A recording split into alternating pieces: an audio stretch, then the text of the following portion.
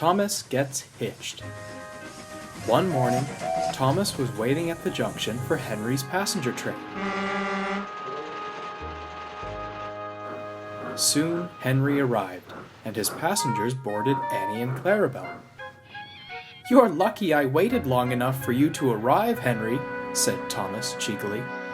"Just make sure you don't leave your guard behind," Henry laughed. As the passengers boarded the coaches, Thomas noticed a young couple, looking confused and worried. "Excuse me," Thomas asked the couple, "are you looking for something?" The young couple walked over to Thomas. "We just got married, and we're staying with a friend for our honeymoon. He's throwing us a big party to celebrate, but we don't know where it is. Do you think you could help us? You could ask my driver. He could help you two out better than I could," Thomas mentioned. The couple went to Thomas's cab and asked the driver. After a moment, they were motioned to the coaches, and the couple got aboard Annie. "What was all of that, driver?"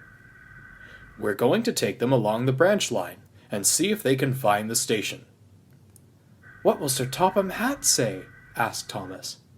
"I'm sure he'll understand," his driver said. "This must be their first time here." Soon, the guard's whistle blew, and Thomas set off down his branch line.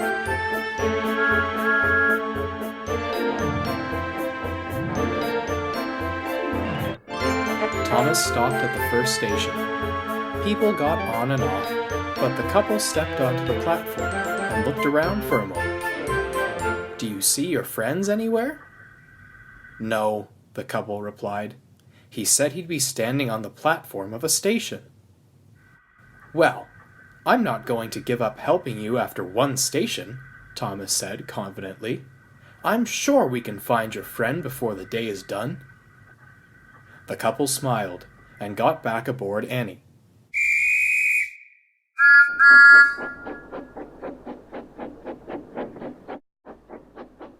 Thomas arrived at the next station. Just like the last station, the couple looked around, but no friend.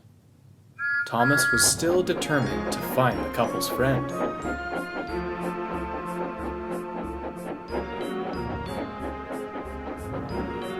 By the time Thomas had arrived at the last station, there was no hope left.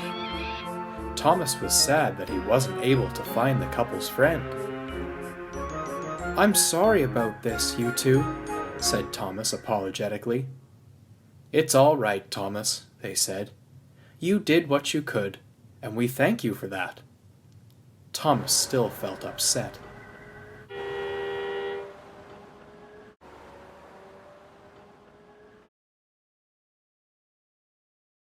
Thomas arrived back at the junction. He was wondering where the couple's friend could be. Soon, James stopped at the junction. "Evening, Thomas," James said. "What's up?" "Oh, James," said Thomas sadly, "I've been trying to help this couple find their friend, but I've looked at every station and found nothing." James pondered for a moment. "Why not try the big station? If it's a party, I'm sure it would be held at a bigger station than anything on your branch line." Thomas thought for a moment and realized James could be right. "You're right, James!" Thomas exclaimed. James was taken aback by this. "Excuse me," Thomas said to the couple. "How about I take you to the big station? Maybe your friend will be there." The couple smiled hopefully and got back aboard Annie. "Thank you, James." "Come along, we need to go. Come along, we need to go. We're coming along, no need to rush. We're coming along, no need to rush," Annie and Clarabelle sang back. What was all that about?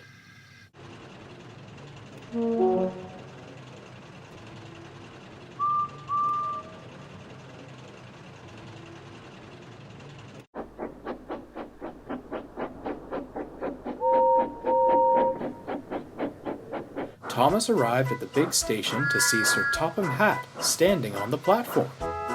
"Good evening, Thomas." "Good evening, sir," said Thomas. "I have a problem."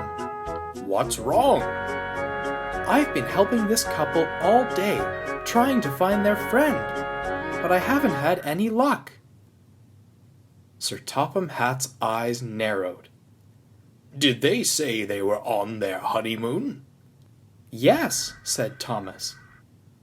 Sir Topham Hatt strolled over to Thomas's coaches. The couple was standing on the platform. Sir Topham Hatt began welcoming them to Sodor, and they began talking like old friends.